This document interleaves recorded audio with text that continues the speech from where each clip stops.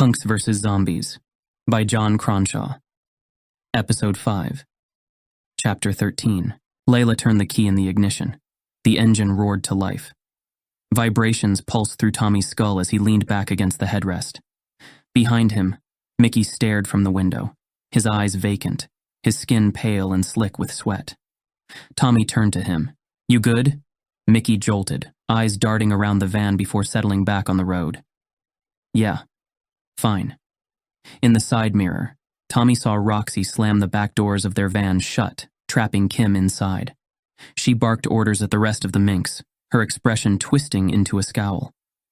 Tommy turned on the stereo, filling the van with the sounds of Rancid through the blown-out speakers.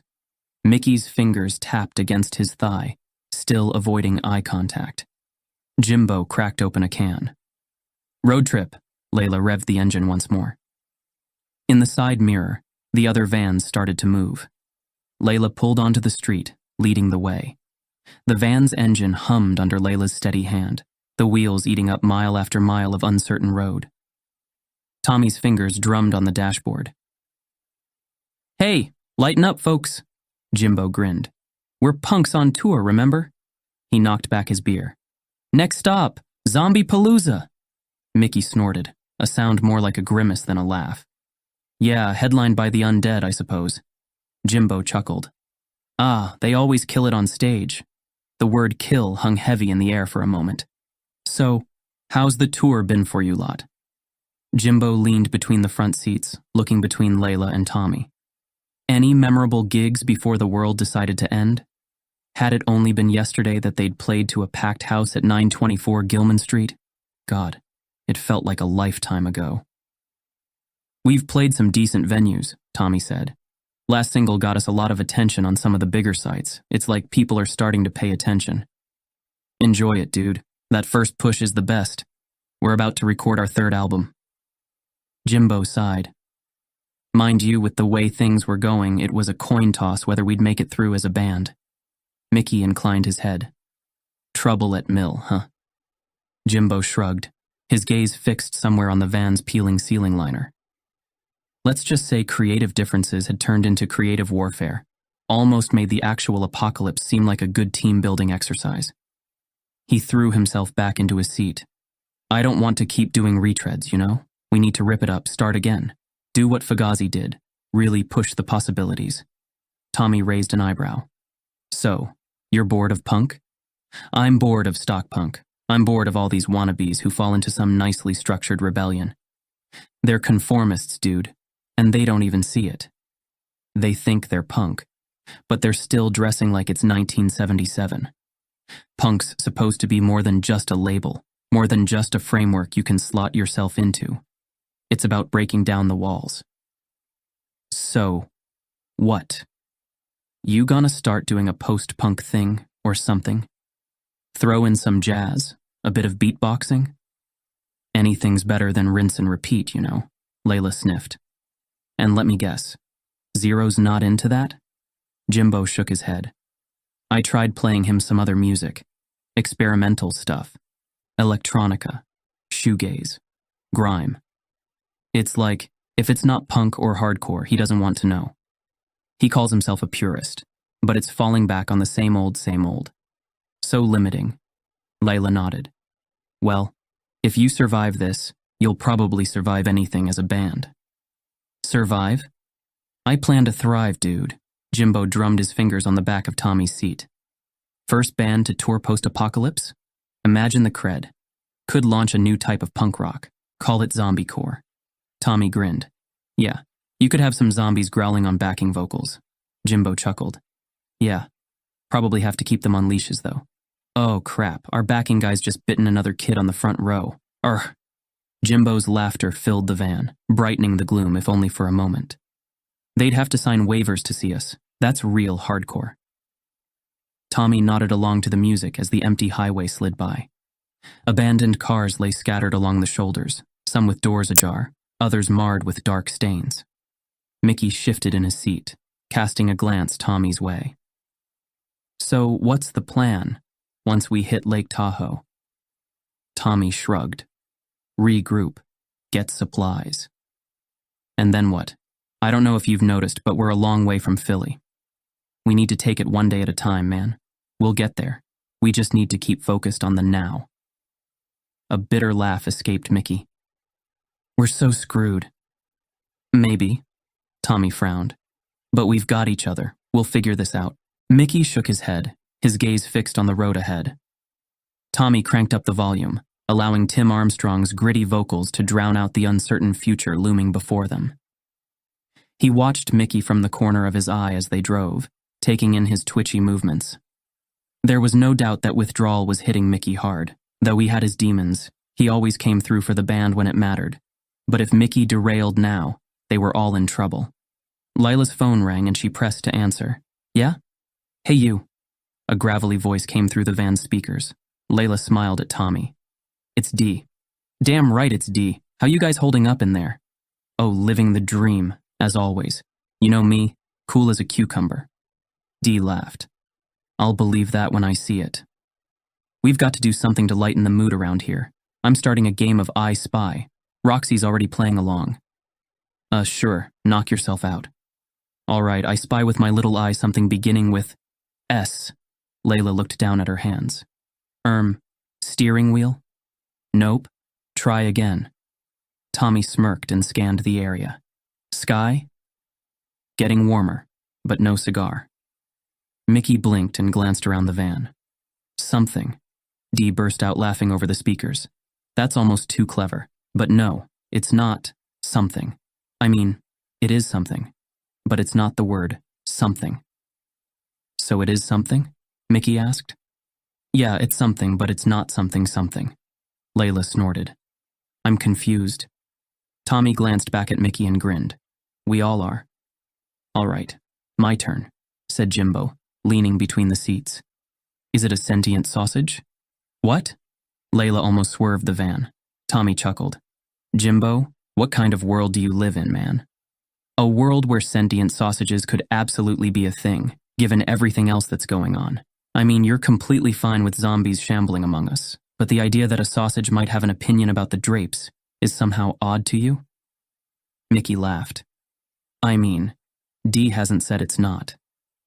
It's not, Dee said, but his logic is flawless. Tommy gazed from the window. Is stereo? Nope. Layla sighed. Just tell us what it is, Dee. I'm bored now. A street lamp, Dee said. But I've got to say, the sentient sausage was a close second. Thanks for the distraction. Speak soon. Layla ended the call and Rancid came back through the speakers, the laughter subsiding as a blood-soaked zombie staggered into the road ahead. Layla slammed her foot on the brake pedal, the van screeching to a halt just inches from the thing. The zombie let out a guttural moan and lurched towards them, its fingers clawing at the windshield. Tommy grabbed his guitar from the back, shoved the door open, and leapt outside. He swung with all his might, bashing the zombie's head in with a sickening crunch. Dark blued and brain matter splattered across the asphalt. Layla jumped out and smashed the zombie off the road with her baseball bat. Tommy turned to Layla. You good? I'm good. Why aren't you using your bat? Tommy glanced down at his guitar and flicked gore off its body. I forgot. Old habits. She nodded, breathing hard. Barely scratched the paint at least. Lucky. Yeah, real lucky. He peered down the highway, spotting more zombies in the distance. They needed to get moving. Layla fired up the engine and Tommy hopped back inside, grabbing a rag to wipe his hands. Mickey groaned, pressing his forehead against the window. Wow, Jimbo said. You two make zombie slaying look like a punk show. Headbanging has never been so literal. Layla chuckled. You didn't fancy joining in the melee? Jimbo raised his eyebrows. You see, I was providing moral support. Very important, that is. Someone has to be the cheerleader, and I was waving my metaphorical pom-poms from the back seat. Tommy grinned. Pom-poms, huh? I didn't know you were so multi-talented.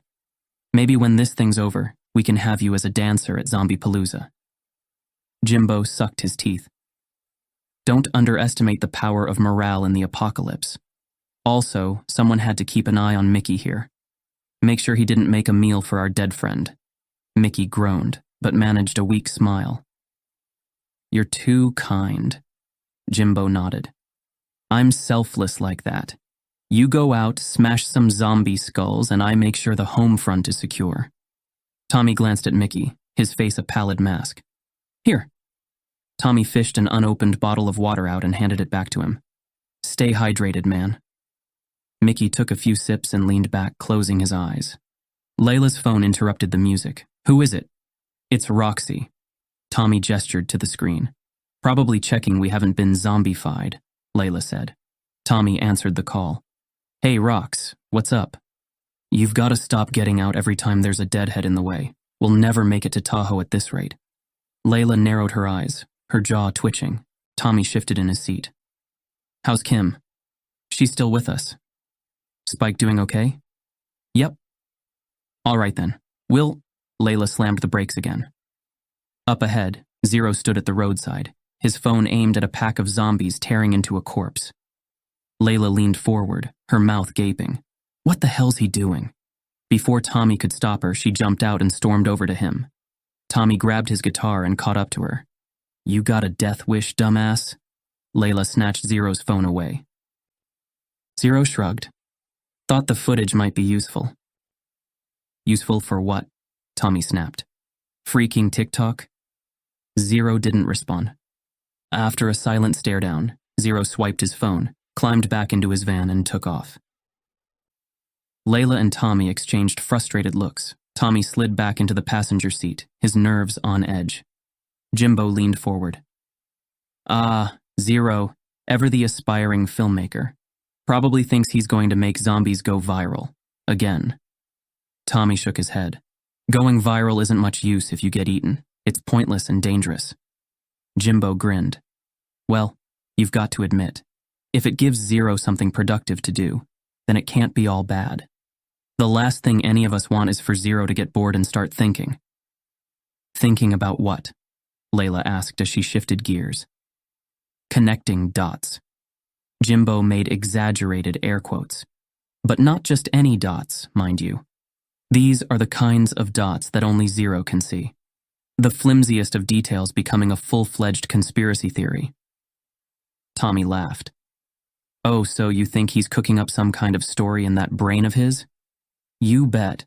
Probably something to do with the globalists, or chemtrails, or how the zombies are actually a false flag operation set up by Big Pharma to bring in martial law. The guy's a goldmine of bullcrap." Tommy frowned. "I didn't know you could mine bullcrap." Jimbo sat back and gazed from the window. You'd be surprised what crap you can dig up if you know where to look." "Still though," Tommy said, "someone needs to keep an eye on him before he gets us all killed for the sake of his art." He watched Zero's van in the side mirror. "We can't afford to take stupid risks." Jimbo sighed. "It's a far cry from worrying about who drank the last beer in the dressing room, eh?" Layla laughed. "Yeah, those were the days." As they sped down the road, Tommy tried to call Neve, but couldn't connect to the network. Layla reached over and gave his hand a squeeze. "We're gonna make it." Tommy nodded. "I hope you're right." "There's no hope about it. We're gonna make it." From the back seat, Mickey groaned. Tommy met his eyes. "Hey man, you doing okay?" "Been better." Mickey seemed to force a smile. "Got any Pelez on you?"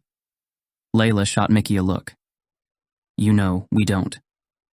"Yeah, well, maybe you should start." Layla's phone rang. "It's Dee," Tommy answered. "Yeah?" "Knock knock." "Huh?" "Knock knock." Tommy frowned. "What are you talking about, Dee?" "Who's there?" Layla said, her tone flat. "Zombies."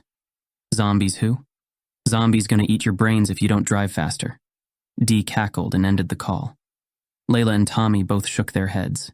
Jimbo leaned forward from the back seat. "Well, that was crap.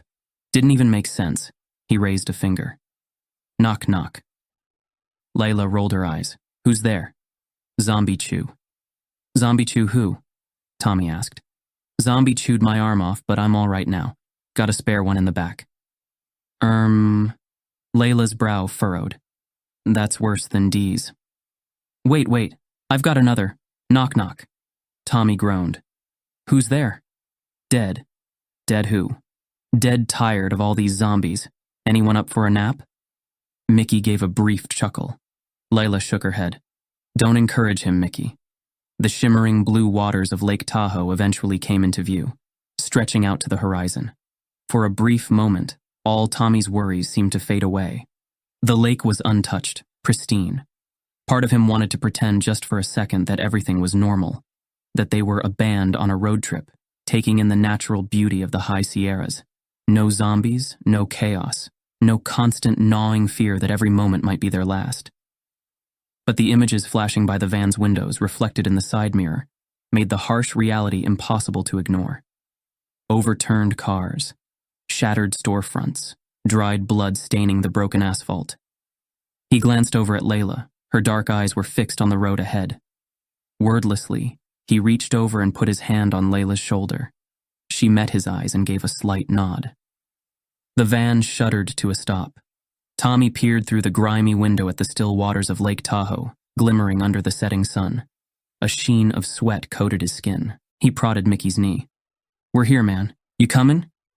Mickey wiped a shaky hand across his forehead. Nah, I'll catch up. With a sigh, Tommy slid open the van door. The fresh air hit him like a punch in the face. He took a deep breath, the scent of pine doing little to hide the stench from his armpits. Layla and Jimbo stood lakeside, gazing across the water. Tommy's boots crunched on the gravel shore as he approached. It's so calm, Layla said, like nothing's changed. Do you reckon zombies can swim? Jimbo squinted, as if expecting one to pop out of the water at any moment. Tommy glanced at Layla, then shrugged. I doubt it. Most can barely walk straight, let alone perform the breaststroke. Jimbo chuckled. Right, but what if they just sort of sunk to the bottom and did a zombie walk along the lake bed? That's... Layla paused. Actually, not a bad question. Dude, think about it. If they're supposed to be undead, why would they need oxygen? I've seen some of these things climb fences, Tommy said, so it wouldn't surprise me if they adapted somehow. But are they adapting? Layla asked. Or are they just operating on some kind of instinct? Tommy pondered this for a moment. It seems more like instinct. If they were sentient, we'd be in much deeper trouble than we already are. Jimbo nodded. Do we think there's any sort of, cure? Or a way to recover someone who's been zombified? Layla sighed. I think that's beyond our capacity to answer. We're musicians, not scientists. Yeah, but think about it, Jimbo said. What if the solution is musical? What if we find out that a specific chord or rhythm can snap them out of it? Tommy laughed. A resurrection by rock theory, huh? Exactly. Jimbo's grin fell. But it raises questions, you know. Tommy frowned. What do you mean? Jimbo's shoulder jerked. Like if they find a cure and, we've maybe smashed in a few hundred zombie skulls. What's that make us? Tommy's jaw tightened. This wasn't a question he was willing to dwell upon. It makes us survivors. To be continued. Thanks for listening. Please subscribe so you don't miss the next episode of Punks vs. Zombies. You can find out more about John Cronshaw and his work by visiting johncronshaw.com. Punks vs. Zombies is copyright John Cronshaw and Wyvern Books Limited. All rights reserved. This is a work of fiction. Names, characters, businesses, places, events, locales, and incidents are either the products of the author's imagination or used in a fictitious manner. Any resemblance to actual persons, living or dead,